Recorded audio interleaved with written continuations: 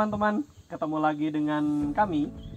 Jadi di kesempatan kali ini kami mau memberikan informasi, mungkin bisa dijadikan pelajaran bagi teman-teman yang baru memulai bertani gitu ya. Jadi kasus-kasus ini yang terjadi di lahan barunya Balai Hidroponik gitu, Balai Edu Farm tepatnya.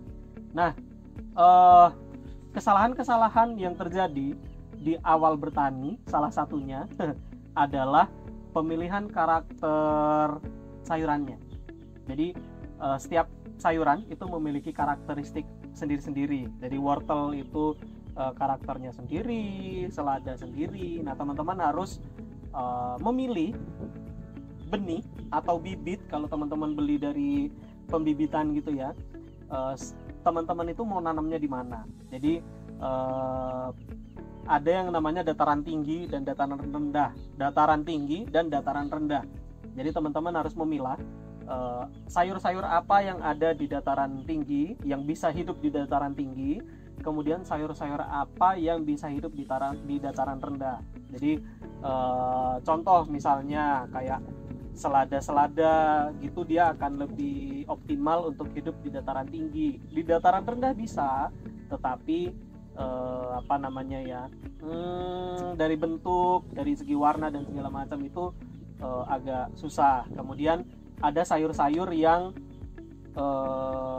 dia memunculkan warna tersendiri, misalnya selada merah atau sawi merah gitu. Nah itu dia juga punya tempat masing-masing untuk bisa hidup itu. Jadi yang pertama adalah pilihlah benih atau bibit yang akan teman-teman tanam, sesuaikan dengan lokasi lahan yang akan teman-teman tanam. Kalau misalnya contohnya di lahan barunya Balai itu ada sawi ya. Nah, sawi itu menurut kita, karena kita nanam di daerah Salatiga, sawinya itu aman. Tetapi ternyata pada saat sampai di sini, sawinya itu mungkin dia stres karena udaranya terlalu panas, jadi dia berbunga sebelum waktunya gitu. Kemudian kesalahan kedua, pemilihan lokasi untuk lahannya.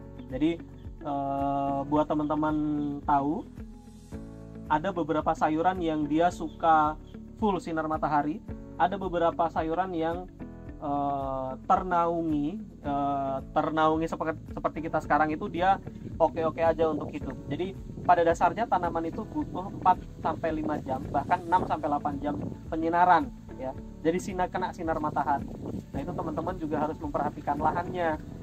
Ada pohon besarkah yang menaungi lahannya, atau terlalu panaskah lahannya sehingga sayurannya itu terlalu stres, kemudian layu dan segala macam. Nah, itu teman-teman harus perhatikan juga. Kemudian yang ketiga,